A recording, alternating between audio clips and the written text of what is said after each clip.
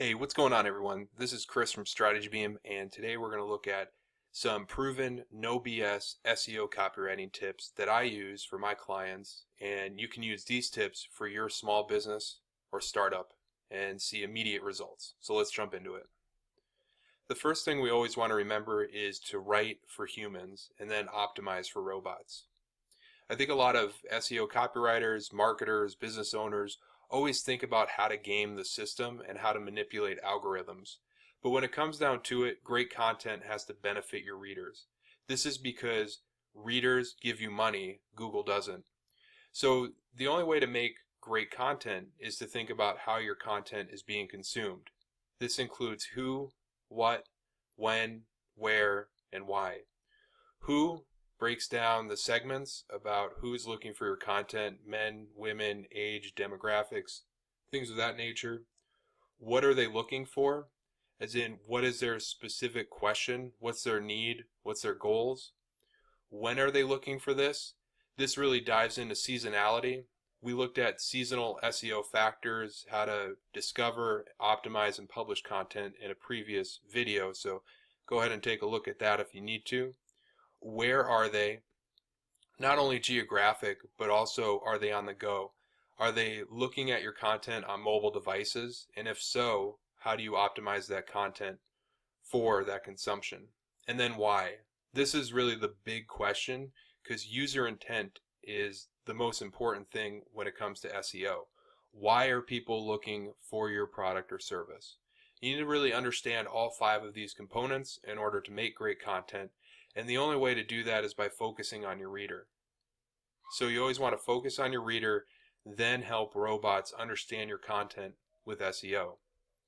And when it comes to the end of the day, ranking is always less important than banking.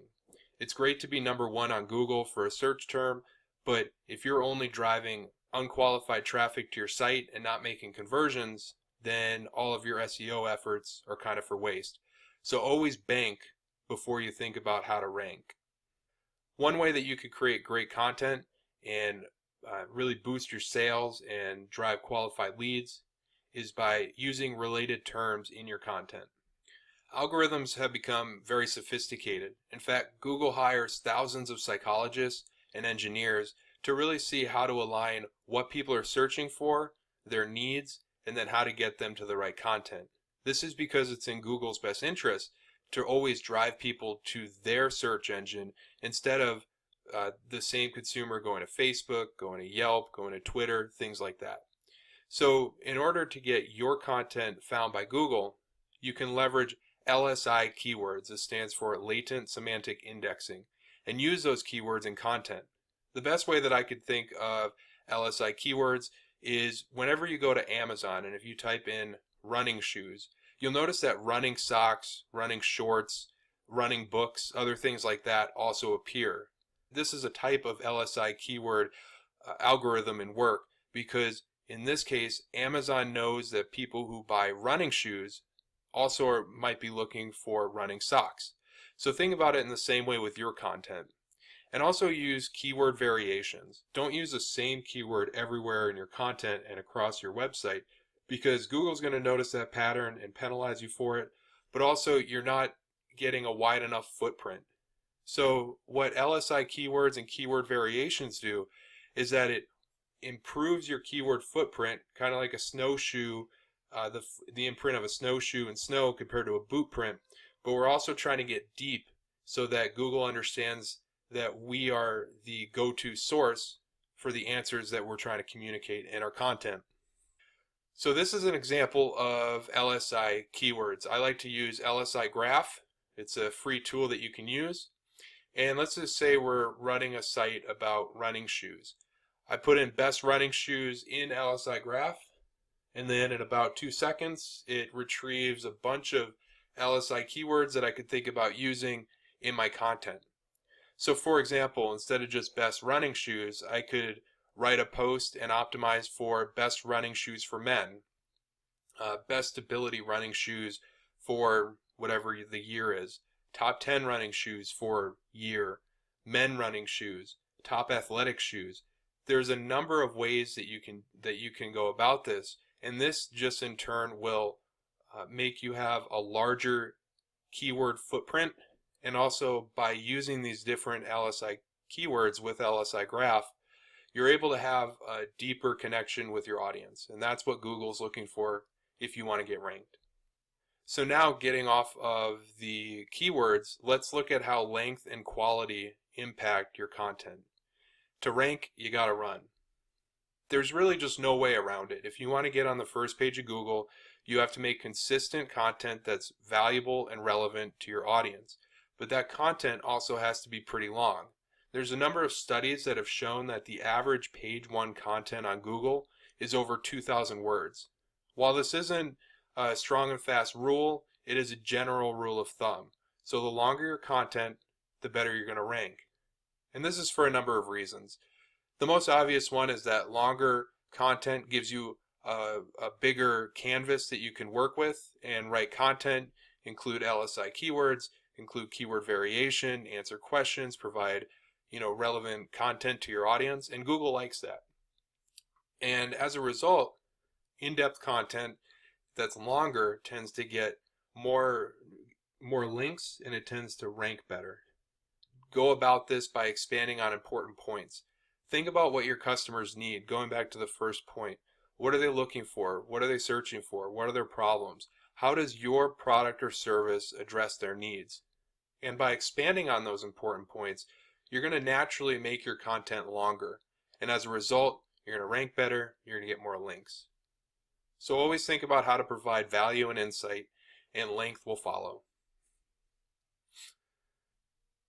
Now let's look at the long tail keywords. You got to go long for the win. Every day your competition is becoming more and more fierce, whether it's large stores like Amazon or Walmart or other niche websites that are trying to take over and dominate your industry. You've got to continue to grow. And one of the best ways to do this is by dominating long tail keywords first. While long tail keywords have lower competition than short tail are harder to rank for, so long tail is always going to be an easier first approach. So even though you're trading off the lower search volume, you're going to be seeing lower competition and more qualified leads with long tail keywords. And this is just because long tail keywords are easier to rank for and convert your readers. So let's take a look at this.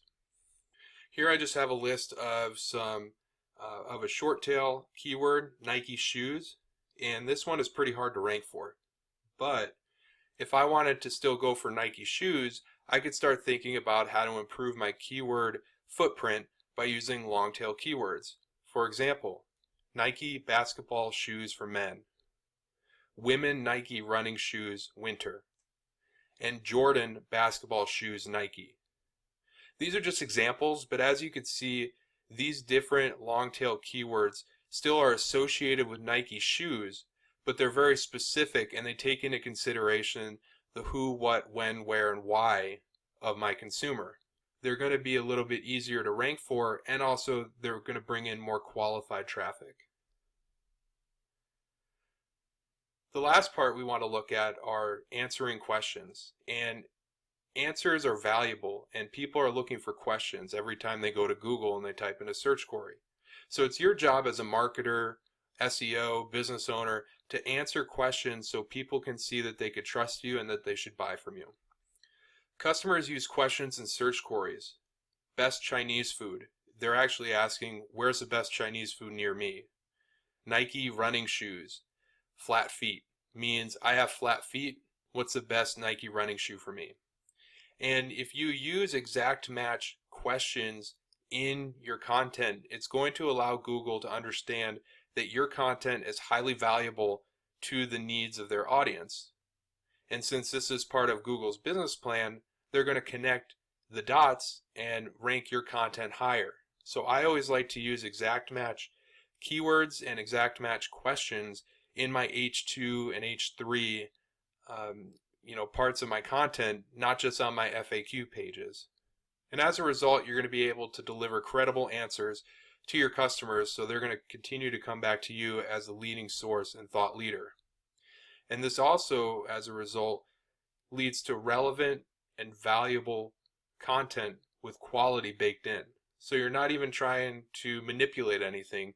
You're literally just using questions that people are asking, putting those questions into your content, and then giving answers, which is something you should already be using.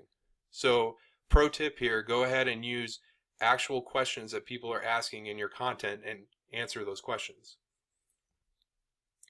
One tool that I like to use for this is Answer the Public. It's a free tool online. In the next slide, we'll go over some more tools. But as you can see here, I just put in best running shoes.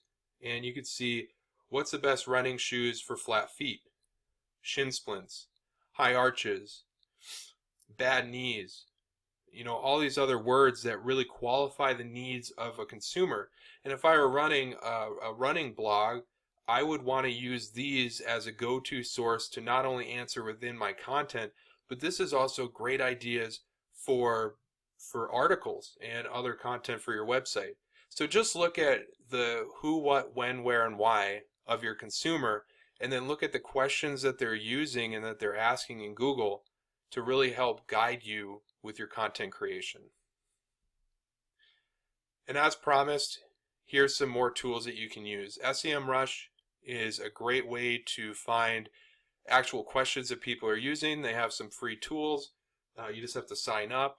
It's a little bit limiting, but it's more than enough for whatever your needs are. You can also go to Google Trends to find out the when.